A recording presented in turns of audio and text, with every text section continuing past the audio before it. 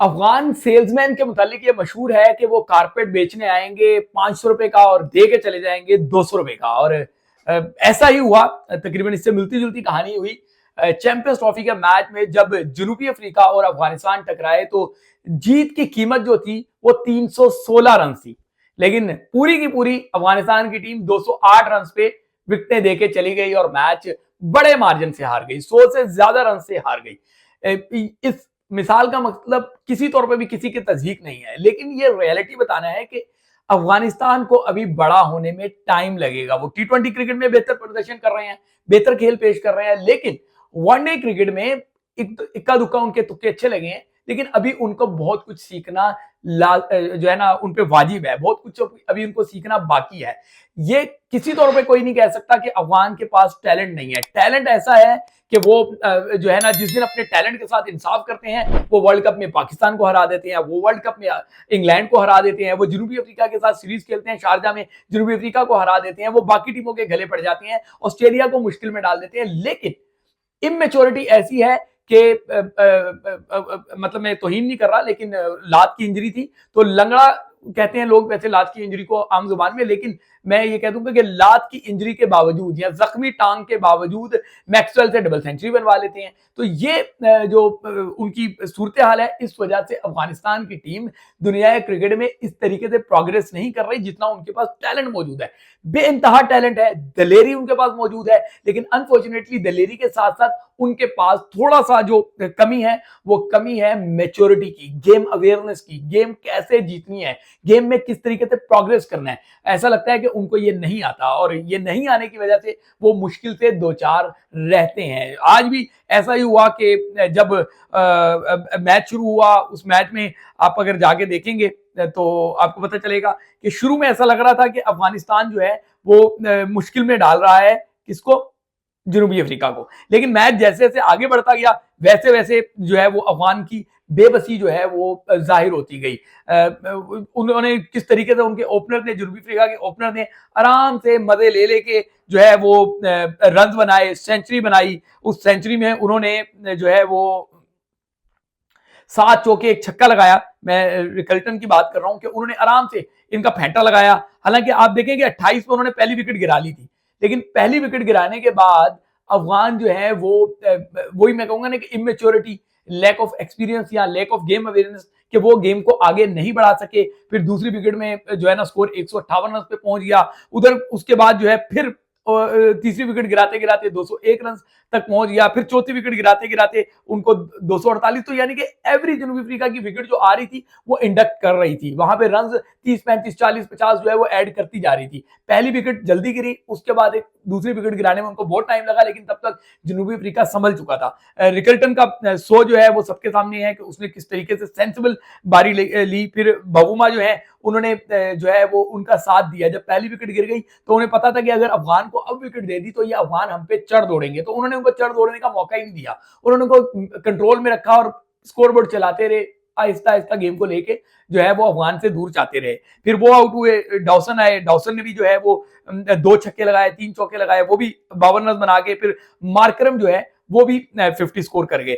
बड़ा स्कोर था, बड़े स्कोर का 315 जो है उसको चेस करने में 316 रन बनाने थे, तो उसके लिए जाहिर है तेज खेलना था। ये पाकिस्तान की तरह अप्रोच के साथ नहीं उतरे थे कि स्लो खेलेंगे, लेकिन तेज खेलने के चक्कर में क्या हुआ कि उनकी पहली विकेट 16 पे गिर गई, दूसरी विकेट 38 पे गिर गई। 16 पे जो है वो रहमानुल्लाह गुरबाज जो है वो चलते बने और उसके बाद इब्राहिम ज़रदान जो है वो भी अगर मैं गलत नहीं हूं तो छक्का लगाने के बाद आउट हुए थे ज़रदान जो है। तो इस तरीके से जो है ना वो इनकी टीम जो है वो मुश्किल सूरत हाल से दो चार रही। आप अगर स्कोर बोर्ड पे जाके देखें तो एक रहमत शाह के 90 के अलावा कोई खिलाड़ी 20 तक भी नहीं पहुंच सका, कोई खिलाड़ी 20 तक भी नहीं पहुंच सका। इस अफगान स्पिन अटैक का इतना हवा बनाया हुआ था, वो अफगान स्पिन अटैक जो है वो विकेटों को तरस रहा था, ठीक है। और इस अफगान बारी की जिसका इतना हवा बनाया होता है, उनको रबादा और जो है ना उसने आराम से काबू किया, कंट्रोल किया, उनकी विकेटें जब चाहिए तब उड़ाई और उनको मुश्किल में डाल के रखा। आराम से जो है ना हंसते खेलते ये मैच जीत गए। निगडी और रबादा जो है और जैनसन जो है वही इनके 6 खिलाड़ी आउट करके चले गए। फिर मल्डर के हिस्से 2 आया और केशवर महाराज के हिस्से 1 विकेट आई। तो ये मैच जो है वो एकतरफा तौर पे अफगानिस्तान को उन्होंने हरा दिया। बहुत सारी टीमें जो है, बहुत सारे लोग जो है ना ये प्रिडिक्ट कर रहे थे कि ये टीम जो है ना अफगानिस्तान वो फाइनल फोर में पहुंचेगी। मैं पहले से कह रहा हूं कि नहीं, अफगानिस्तान किसी तौर पे फाइनल फोर में नहीं पहुंचेगी। अगर एक आधी विक्ट्री भी मिल जाए इस अफगान टीम को, ये बहुत बड़ी बात होगी। मैं इनके टैलेंट की तौहीन नहीं कर रहा, लेकिन मैं कह रहा हूं कि इनमें गेम अवेयरनेस की कमी है, लैक ऑफ जो है वो गेम अवेयरनेस है। जिस दिन इनको गेम अवेयरनेस मिल जाएगी, इस टीम को चैंपियन बनने से कोई नहीं रोक सकता, लेकिन उसमें भी टाइम लगेगा। इनको यहां से समझने की जरूरत है, क्रिकेट यहां से खेली जाती है, क्रिकेट सिर्फ यहां से नहीं खेली जाती। यहां से आप दलेर हैं, बड़ी अच्छी बात है, यहां से अगर आप स्मार्ट नहीं है तो आप क्रिकेट नहीं खेल सकते, या आप जीत नहीं सकते। इक्का दुक्का कामयाबियां मिल जाती हैं, वो तुक्के लग जाते हैं, लेकिन प्रोग्रेस करने के लिए आपको यहां से स्मार्ट होना बहुत लाजमी है। क्लेवर होंगे तो आप मैच जीतेंगे। बहरहाल इस मैच में आप देखें, पाकिस्तान के लिए भी सबक है कि क्लासन को प्रिकॉशनरी तौर पे, एहतियाती तदाबीर के तौर पे उसको मैच में नहीं उतारा गया।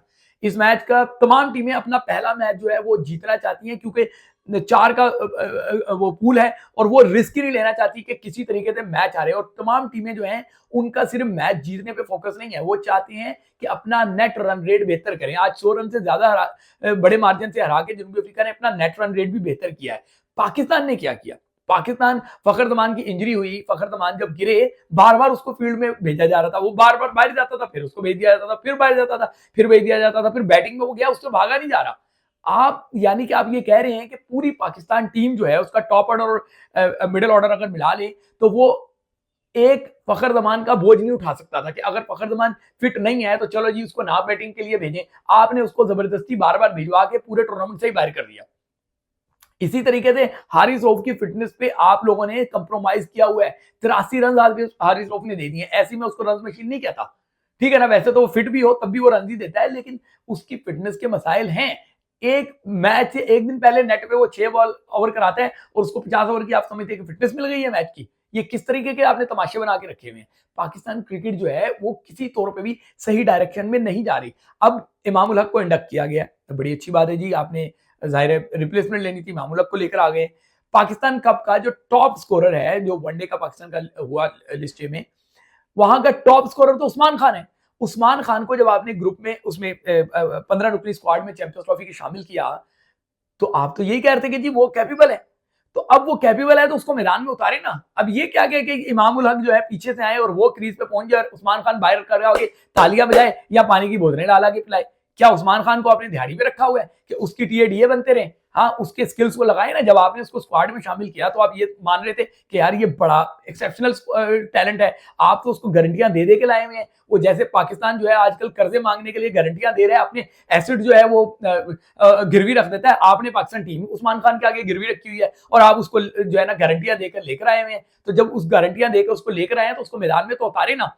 कैसे उसको बाहर से बेंच पे बिठा बिठा के आपने इतने और बाकी जो टैलेंट है उसका रास्ता रोका हुआ है।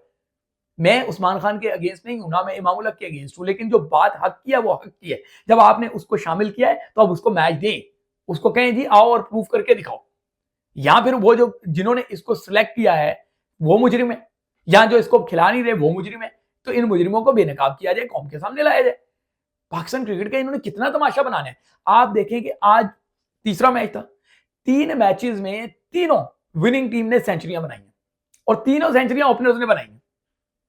ठीक है, वैसे तो 4 सेंचुरियां बनी है, 3 सेंचुरियां ओपनर्स ने बनाई हैं। आप विलियम को देखें, न्यूजीलैंड का ओपनर, सेंचुरी बना गया, उनकी टीम जीत गई। शुभमन गिल, उनका इंडिया का ओपनर, सेंचुरी बना गया, उनकी टीम जीत गई। आज जो है रिकल्टन है, इसने जनूबी अफ्रीका के लिए सेंचुरी बनाई, ओपनर है, उनकी टीम जीत गई। पाकिस्तान ने क्या किया? पाकिस्तान ने क्या किया? पाकिस्तान ने, आप जिसको ओपनर बनाया उसने अपने 64 रन की बारी के लिए 90 गेंदें खेली और 90 गेंदों में 52 गेंदें उसने डॉट खेल ली। यानी कि सिर्फ 8 गेंदें कम वो 10 ओवर खेल गया। 9.4 ओवर एक शख्स डॉट खेल गया और आप किसका चेस करने जा रहे हैं? 320 चेस करने जा रहे हैं। और जो 9.4 ओवर आप डॉट खेल गए, एक अकेला बंदा। 162 बॉलें जो है वो टोटल आप लोगों ने डॉट खेली हैं। तो ये तो ऑलमोस्ट आधी के करीब पहुंच जाती हैं। 150 पे आधी बॉलें होती है ना। अगर 300 बॉलों की एक इनिंग होती है तो 150 जो बॉलें हैं वो आधी इनिंग्स में शामिल हुई, तो यानी कि 25 ओवर्स जो है। आप तो 162 रन, गालिबन 162 डॉट बॉलें खेल गए। आपको तो समझ ही नहीं आ रहा कि आप क्या क्रिकेट के साथ तमाशा कर रहे हैं। किस तरीके से आप कौम को बेवकूफ बना रहे हैं। अफगान ने कम से कम दिलेरी दिखाई, पाकिस्तान ने दिलेरी नहीं दिखाई, ठीक है ना। दिलेरी के साथ अफगान को किसकी जरूरत थी, स्मार्टनेस की जरूरत थी, जो उन्होंने इस्तेमाल नहीं की। पाकिस्तान ना स्मार्टनेस दिखा रहा है ना दिलेरी दिखा रहा है, और पाकिस्तान हार रहा है। अब इंडिया से मैच है, मैं ये सोच सोच के हंसता हूं कि यार ये कैसे दावे कर रहे हैं कि हम इंडिया को हरा देंगे। आप जरा इधर उधर इनके हवारियों से जाके पूछें, वो तो इंडिया तो हलवा है। मतलब ये इस तरीके से सोशल मीडिया पे अपने आप को इन्होंने पोर्ट्रे किया हुआ है, या इनके हवारी जो है वो इस तरीके से कंपेन चलाते हैं कि इंडिया तो ऐसे ही आएगा, वो तो हारने के लिए दुबई आया है, ये जीतने के लिए दुबई पहुंचे। वहां 4 लोग खड़े करके उनसे नारे लगवा देते हैं, बाबर बाबर बाबर ने किया क्या भाई उसके लिए नारे लगे। वो तो नारे लगने चाहिए, थ्रो बाबर थ्रो बाबर। इसको तो टीम से बाहर निकालें अगर पाकिस्तान टीम को आपने सही करना है। पाकिस्तान क्रिकेट का बदतरीन सूरत हाल से आपने दो चार कर रखी है, और इस पे ढिठाई से आप लोग स्टेटमेंटें देते हैं। कहां गए वो स्टेटमेंट देने वाले जो कह रहे थे कि जी हम सर्जरी करेंगे। आपने सर्जरी थोड़ी की है, आपने तो तबाही की दास्तान रकम कर दी है। आपके दौर में पाकिस्तान अमेरिका से हार गया, आपके दौर में हम जो है वो ट्राई नेशन सीरीज अपने घर पे हार गए, आपके दौर में हम जो है वो चैंपियंस ट्रॉफी पहले मैच के साथ ही ऑलमोस्ट उसका सफर खत्म हो चुका है, और हमें क्या लॉलीपॉप दिया जाएगा, कौम को क्या लॉलीपॉप दिया जाएगा। इनके दौर में जनूबी अफ्रीका को जनूबी अफ्रीका में हराया, ऑस्ट्रेलिया को ऑस्ट्रेलिया में हराया। और भाई जो अपने घर में हार रहे हो उसका जवाब कौन देगा। वहां पे तो सबको पता है कि आप कैसे जीते। यहाँ जो अपने घर में हार रहे हो उसका जवाब कौन देगा।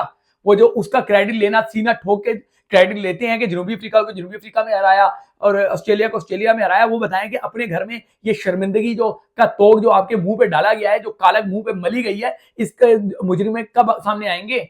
वहां तो मेडल लेने आप आ गए थे, यहाँ पे फंदा गले में कौन डालने सामने आएगा। ये वो पाकिस्तान क्रिकेट बोर्ड है जिसमें एक बार पाकिस्तान की team less than 100 run out हुई थी तो उस वक्त के चेयरमैन मुस्ताफी होके चले गए थे। आज के आप सिलेक्टर्स को देखें, सिलेक्टर्स सीना ठोक के जो है ना वो डिफेंड करते फिर रहे हैं। वो क्या असर शफीक साहब ने फरमाया था, हॉर्सेस फॉर द कोर्सेस। शर्म आती होगी अब उनको भी अपना ये बयान सुन के कि यार मैंने क्या बयान दिया है। अगर उनको नहीं आती तो कौम को ये शर्म आती है कि यार ये हमारे सिलेक्टर हैं जिन्होंने हॉर्सेस फॉर द कोर्सेस ये वाले सिलेक्ट किए हैं।